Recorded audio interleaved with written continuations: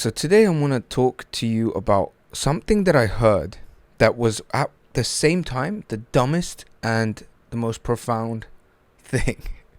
And it cracks me up when I think about this, so I wanted to share it with you. Let me set the context first. So basically, when I went into the Marine Corps to start my military journey, I was like everyone going through the boot camp, and it was December in Korea, extremely cold, the coldest I've ever been in my life.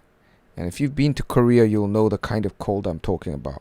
A lot of people from all over the world say, "Oh, you don't know cold like it's in New York. You don't know cold like it's from like Scotland." And listen, all of y'all, unless you're from Alaska, you come to Korea, you're gonna be damn cold in the winter. Like it's piercing cold because it's not humid. It's super dry, piercing cold.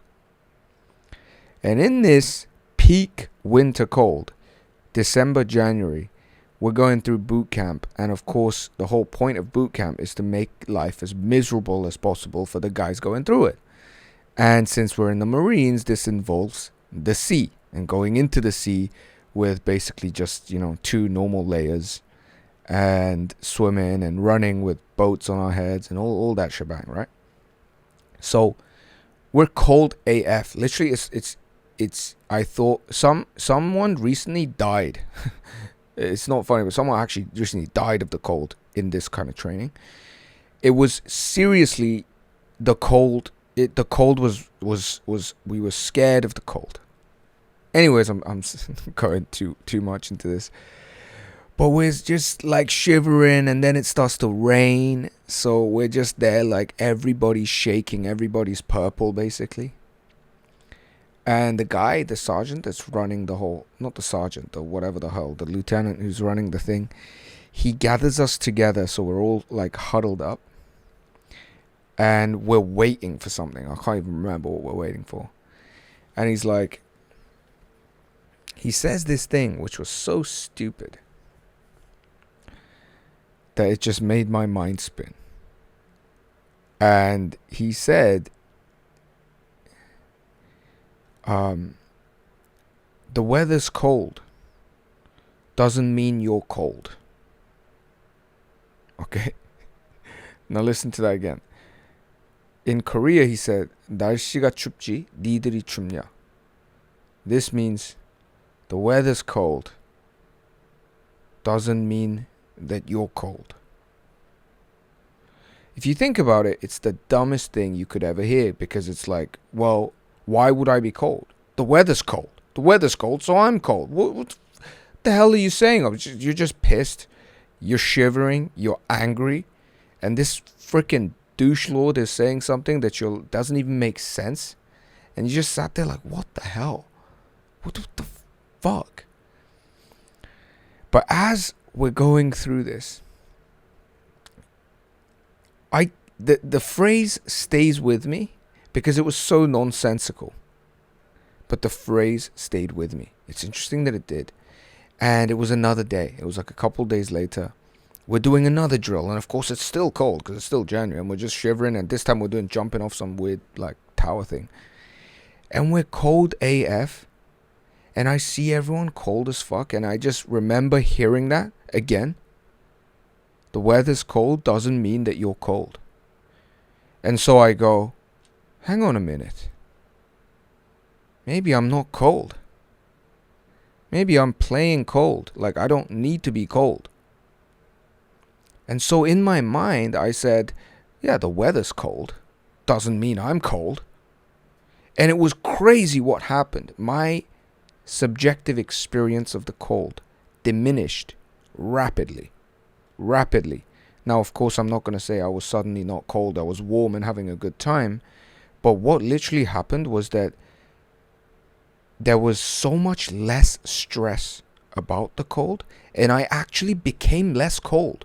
I was breathing in the cold air, like I was literally filling my lungs with that icy cold air, going, it's good, it's all good. And it was mind tricking. It was mind tricking myself. And guess what? It worked. So what the hell does this mean? What I'm trying to say is that do not underestimate the power of your mind to construct your subjective experience. And that in each moment you have the situation, the life situation that the world throws you into, and your reaction to that situation, which is going to characterize your experience. And this is, in some people might call it a frame, but I like to think of it as just the way you see the world. Okay, that's the same as a frame, to be honest. Like, so your ability to frame an experience will actually impact the nature of the experience itself. Isn't that very interesting? So this is a thought that I actually still carry with me. And of course, years down the line when I'm still going through winter times, cold times, I still bitch about the cold.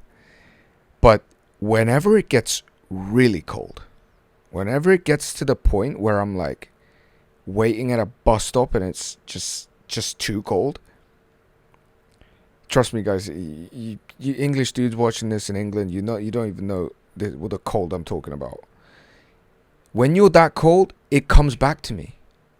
There's that little voice in my head that goes, the weather's cold, don't mean I'm cold.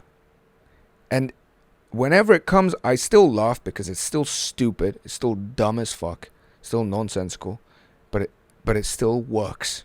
It still works to make me less cold. How silly is that? Now let me tell you another example. This same motherfucker, okay, sorry for the language, this same lieutenant, I forget his rank, same guy, we're going through some other crazy stuff. We're carrying bags up a hill and it's just going forever and everybody's just dead. Everybody's dead. Everybody's got neck pain. It's just hell, right? And he goes, when your body gives up, use your mind. And when your mind gives up, use your body. Another thing that, as I was running with this thing, on my back and on my head as well, because we're carrying the boats, I was like, this guy's just the dumbest guy I've ever. And clearly, it worked again, because as I was going and going, when my mind wanted to give up and I was saying, this is bullshit, I want to give up, this is stupid, I'm just going to lay this down, there's no point getting injured, my neck is hurting, this is so... My feet kept moving. And when my hands were so tired and I just wanted to just let go of everything, it was my mind that was saying, I can't let these guys down, because if I let it go, everybody has to carry extra weight on their head, so I can't be the one that's letting the team down. And somehow I kept going. Again, it's this idea that the power of your mind can carry you through the hardest times for your body, and the hardest times for your mind can be carried through by the strength of your body. And that's what we find in life, right? When you're going through a breakup, like a heartbreak situation, there's nothing that you can do with the mind to heal. It's just gut-wrenching. It's just pain upon pain upon pain, thought after thought after thought. And in this case, what is the best advice? You gotta find the solution in the body, the strength of the body. You gotta move your body. That's why they say go hit the gym, go on a run, go for a walk, go to a new place, smell the air, right? And then you go do something and you're still freaking miserable, but it kind of feels a little bit better. That's what we're talking about. And let's say your body is injured, so you're training, you got injured and it sucks, or your body's really struggling, but it's your mind that's all right, I can still do this. I can come back. I'm going to jump on the rehab exercises. I'll be back in 3 months. And you start to do things with your mind. All right, so the body and mind are inseparable, but the body and mind are also good ways to support each other, if that makes any sense. Anyways, that's 2 of the dumbest yet most profound advice that I heard in the military from the guy whose name I don't know, and that I still carry to this day. Okay, so I hope maybe it can do something for you as well. Bye bye.